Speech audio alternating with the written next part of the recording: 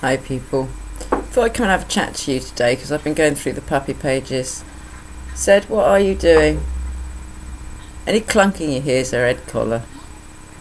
Everything's healed. It's just nonsense now. I mean, I've just had her out in doing agility.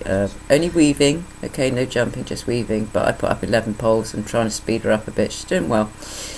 I've been going through the puppy pages the last few days, and it with a heavy heart, actually, to be perfectly honest, And I thought I'd come and discuss it because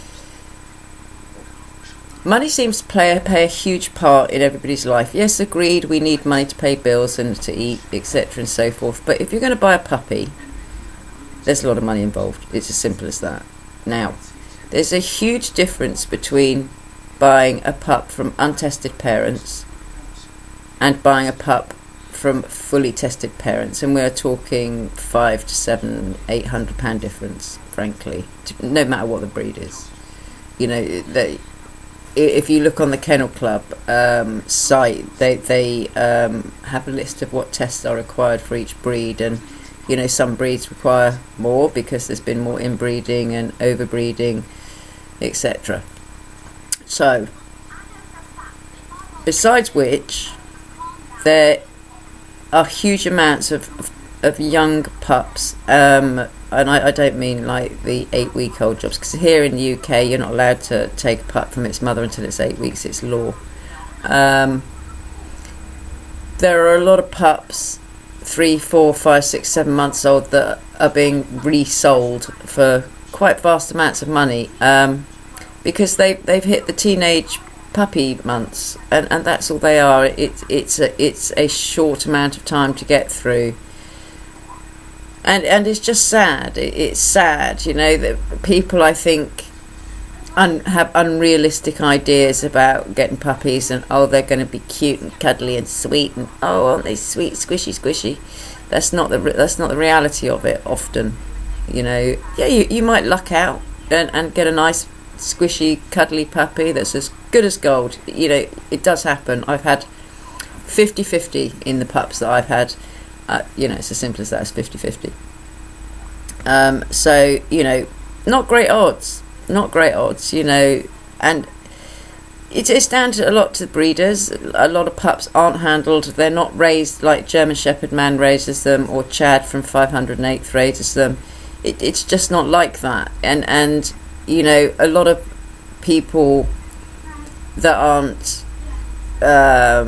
breeding for a living, or if you like, professional breeders who do the tests and charge a lot more money and have contracts, etc.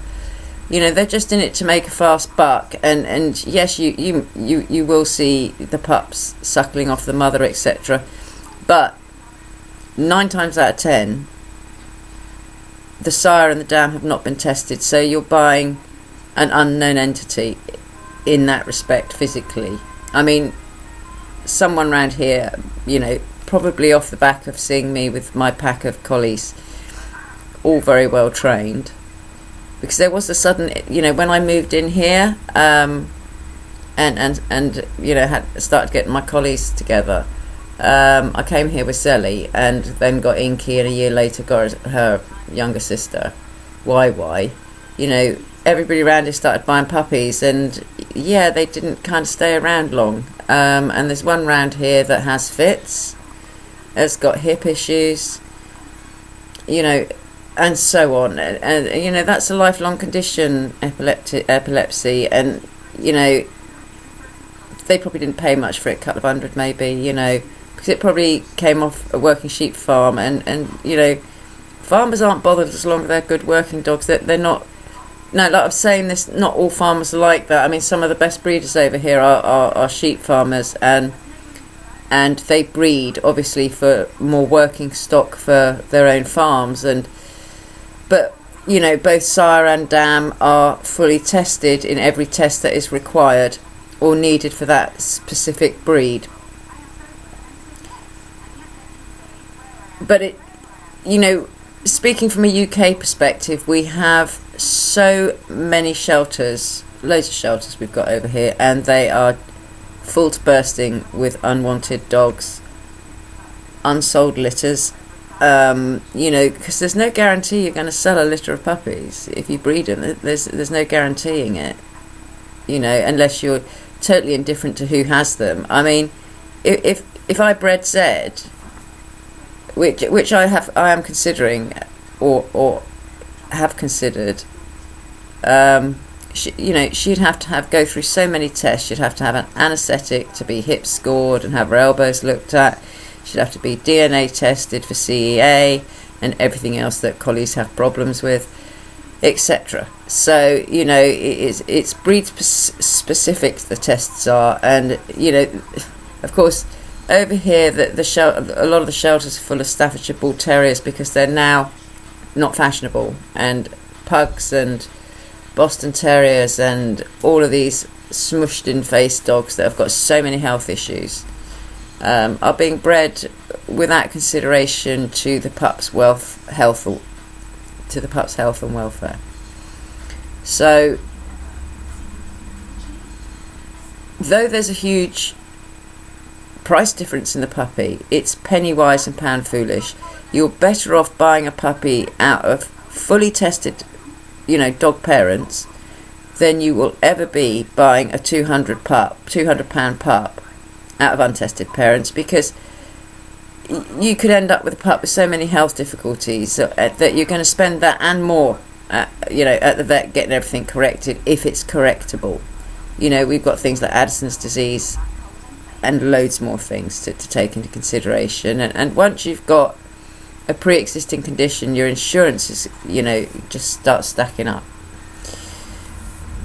And that's another thing. There's so many people over here that simply just don't insure their dogs, and then something happens to the dogs, they can't afford to treat it, so they put it in the shelter treats it, and their money is going down the drain because people are irresponsible. And then we've got the whole situation of kids saying, I want a dog to their parents, and then after the pup starts getting a bit nippy because it hasn't been trained, they then don't want to know, and they can't be bothered to take it training anymore, and then the dog stops getting trained because the parents don't want to do it, because the parents didn't want the dog in the first place. That's a very common scenario here, and I should imagine all around the world. Bottom line is, would the shelters be so full if the dogs were trained? And the simple answer to that is no, they wouldn't be, because dogs are given up very simply because they're badly behaved, or they have antisocial behaviour orders, which was something we have over here. So it's so important that the dogs are trained. And I hate to say this, but because I'm very blunt, in my book, 90% of people that have dogs shouldn't have them. I mean, when I just walk around my local area, there's only one trained dog around here, and that's mine. So what does that say? Do you know what I mean? I'm not saying that all dogs are badly behaved. Some of the older ones sort of knuckle down and they're socially acceptable. But for me, it's not about, well, look what I've done with Zed. It's never about that. It's about Zed being fulfilled and her being happy mentally and physically in herself, and being able to go to bed with her adrenaline gone, and she sleeps deeply because she's content and happy. And that is the most important thing to me. It doesn't matter how much energy it takes out of me. I knew fully well when I took on Zed, which is why it took me 10 months to make the decision to get a puppy, what it was going to take out of me. And we're 21 months down the line and it's still taking it out of me, because she wasn't handled as a puppy properly, and she was squished into the corner of a kitchen with a wallpaper pasting table, with her brothers and sisters. She came with a lot of problems, and I had to spend the first 6-7 months that I had her with behavioural modification training, as well as obedience training, and then you've got toilet training is a couple of days in this house. I don't mess about with that. So all I'm really saying is, consider. There are so many unwanted dogs, and if you want a puppy, there are plenty of unwanted litters too. You've just sometimes got to be a bit patient and wait. you know, if I decide to get another puppy, there is bound to be an unwanted litter somewhere. It's got nothing to do with money, and you know, they probably won't come from tested parents, but isn't it better that I pick up one that's already been born than breed more? You know, when we've got such a huge population of dogs in shelters. And it is about us being responsible and getting rid of this idealistic idea of squishy, cute puppies.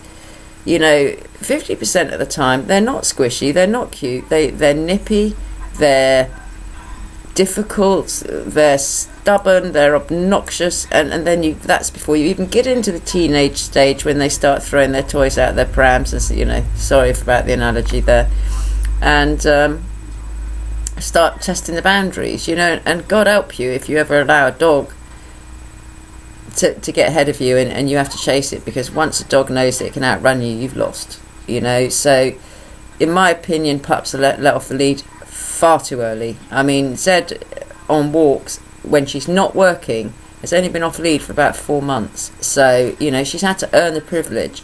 I'm not sitting here saying my way is the only way. I will never be like that. But I do think dogs need to be trained, and I think if you can't be bothered to train a dog, you shouldn't have one. You know, it's as simple as that in my book. You know, don't be one of the walk, water and feed brigade.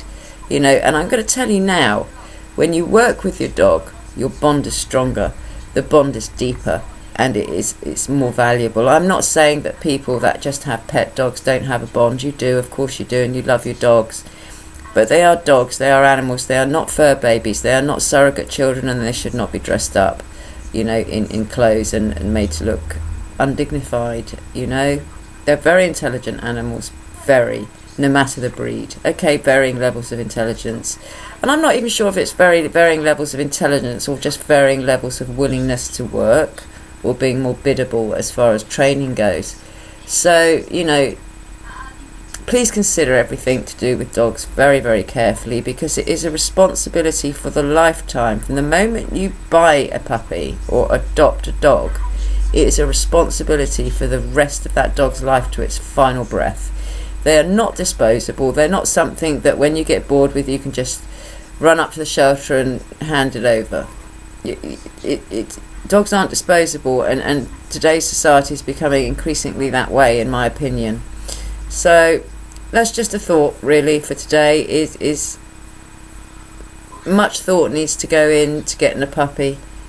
There's a lot of work, and training starts on day one. Yes, they can be a puppy in between their training sessions, but they have to be trained, and it starts on day one. And I don't mean just toilet training. You know, within the first week they should be able to sit and come. It's as simple as that. Okay. It's a lovely day over here, and I hope you've got nice weather where you are, and the snow's all gone, because that was a bit of a long winter. Okay, people, so have a great weekend. We're at the end of the weekend. Bank holiday here. Have a great weekend. Take care. Bye.